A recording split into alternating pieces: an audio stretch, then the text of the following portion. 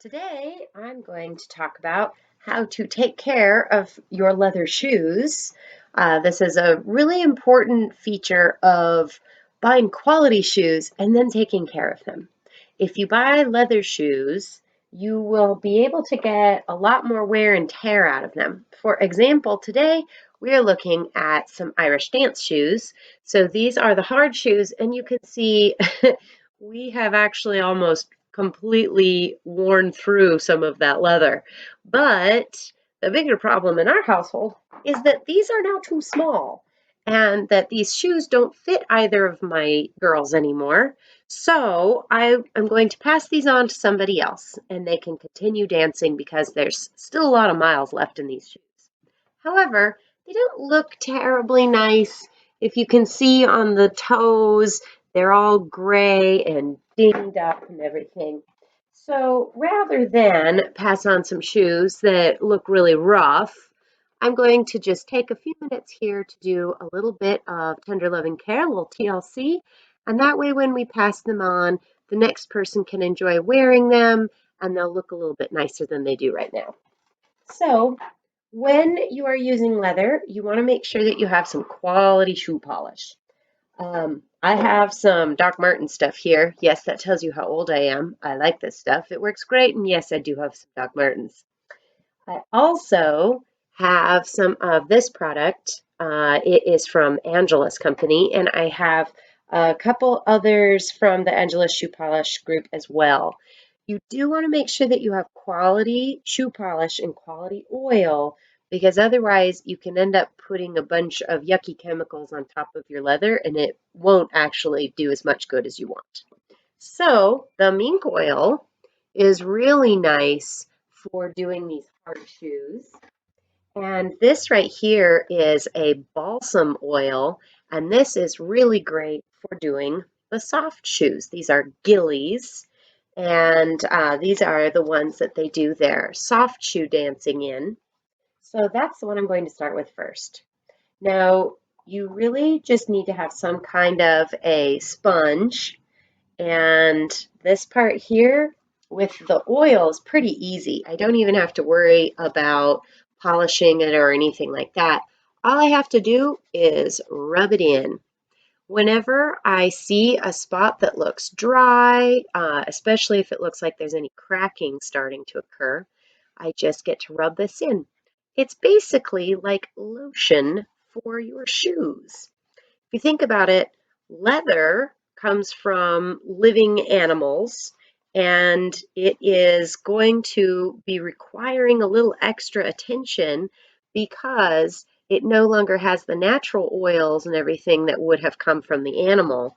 So instead, we are going to artificially add these so that the leather will continue to be useful for longer.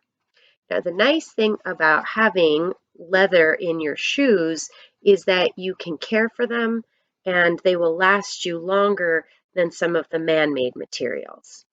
So I do appreciate being able to use and reuse, and that way I end up with less things for the landfill. Now that was one gilly down, one more to go, and obviously that did not take a whole lot of time. So the next one is even in slightly better condition. So it won't take me much time at all to go through and oil these gillies up.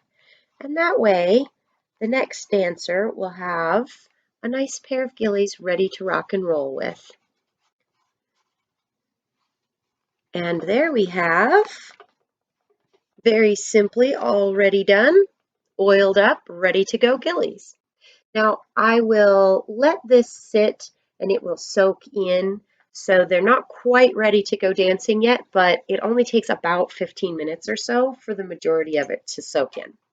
So I'm just going to wrap these, set them aside, and then they'll be ready to go. Now, for any time I'm working with shoes especially, I always keep the same rags because this material does end up getting into your fabric.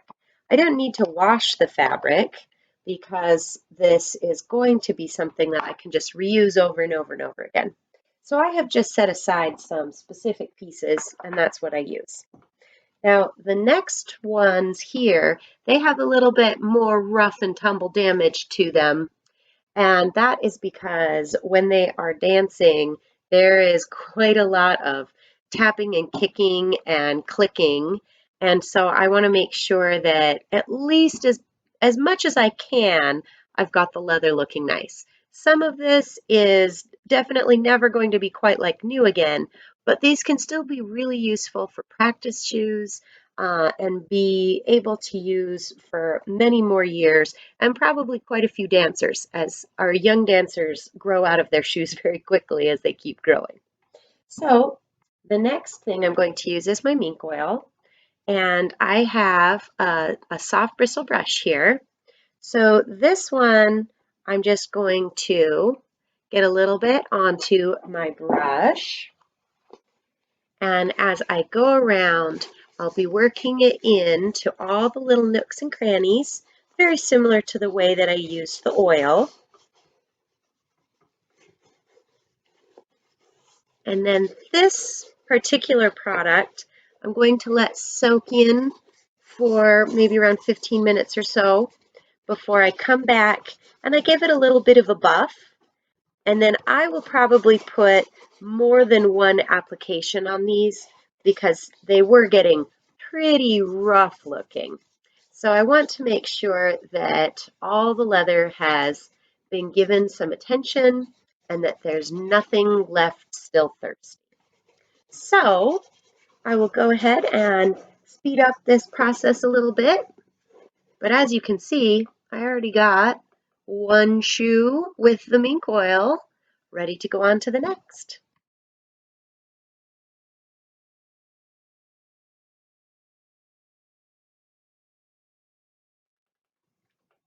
So here we have where I have gone over with the oils on all the shoes. And even though these have been very, very well used, you can still see that they look significantly better. They're already a much nicer color for one thing, and this will help protect the leather and keep them dancing for many more years. Some of these shoes have already been through, four or more dancers and probably still have a few more dancers that they can enjoy dancing with before they will finally get retired. So, keeping track of a couple good quality shoe oils, and you can also use these for other items that you might have in your home that have leather. So, make sure that you're taking care of the materials, and then they will take care of you by lasting for many, many, many more years. So there you have today's practical life lesson on taking care of your leather and using shoe oil.